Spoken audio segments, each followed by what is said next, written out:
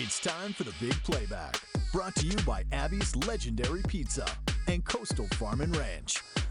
Oh, I couldn't help but dance to that music, and I hope you are at home too. What a fantastic Friday night it is, because high school basketball is back, which means so is the Big Playback. Just like everything else during the pandemic, there was a great deal of uncertainty leading up to this season.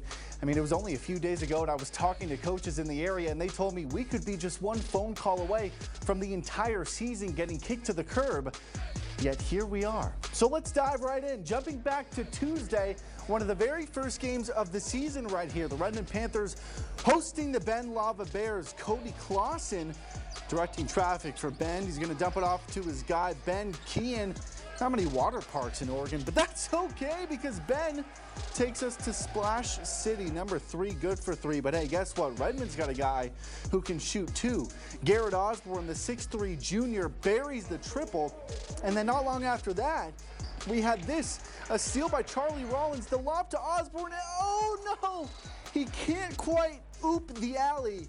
I mean, if that goes in, that's the play of the year in week 1. I mean, it has to be. This play right here, though, is some of the best ball movement you'll see all season. Panthers letting everyone get a touch. Doesn't even hit the ground until after Skylar Jones finds the bottom of the net. Another Panthers fast break. Osborne has it swatted away again. He's going to dunk at some point this season, just not on Tuesday. And then on the other end, Ben's Blake Groshon capitalizes with a triple. Bank was open late on Tuesday, but Ben could have just used one more of those three-pointers because they lose by exactly that to the Panthers, 53-56. And the second game of our night tonight was the second game we went to on Tuesday. This one between the Crook County Cowboys and Mountain View Cougars. Now, the Cowboys had a stellar season last year. They made the playoffs and they pick up right where they left off, courtesy of this 3 by senior Abel Nunez. Now, Mountain View, they didn't have a single senior on their roster on Tuesday. So who did they rely on? How about the freshman? Yes, freshman Quincy Townsend. He can score in the paint. You just saw it there. And he can also hit it from beyond the arc. The young buck playing like an old vet. He had himself a night. Led the Cougars in points, by the way. But the player of the game was this man right here, Kevin Sanchez, with some bunnies. He was last year's Intermountain Conference Player of the Year.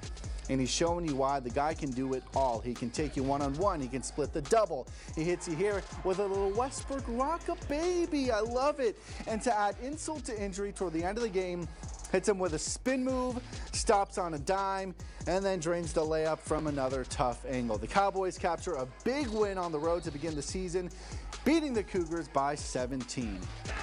Fast forward 2 days to yesterday, and we arrived back in Redmond, this time to watch the Ridgeview Ravens take on the Summit Storm. Ravens off to a hot start. Paige Petzer knocks down the baseline J.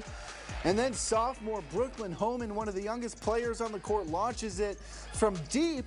Ball does a little swing dance on the rim before it finally falls.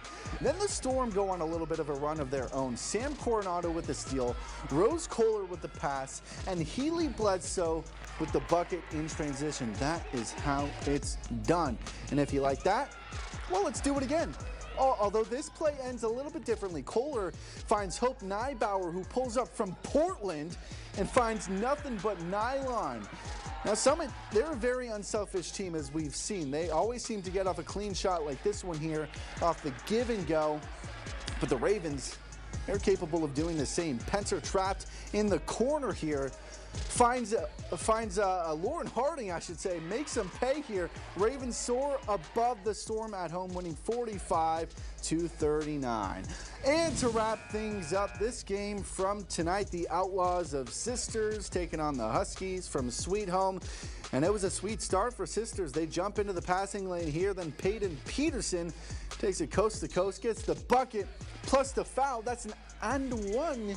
Yes, ma'am. She's like, yeah, that's nothing. I do this all the time, though. Sisters is a young team as well. No seniors on the roster. That's a sophomore, Josie Patton. And then another sophomore, Ashlyn Mofat, is going to show off her range right here, put up the 3, and it goes home. That ball kind of danced a little bit on the rim as well. But hey, Sweet Home came to play. Hannah Powell with a bit of a dream shake-esque move on the baseline, gets the tough turnaround jumper to fall. Sisters showed some toughness though too tonight. Haley Froelich rips it away and then gets rewarded with an easy layup here. How did it end though? Well, we're asking ourselves the same question because no final score has come down for this game tonight.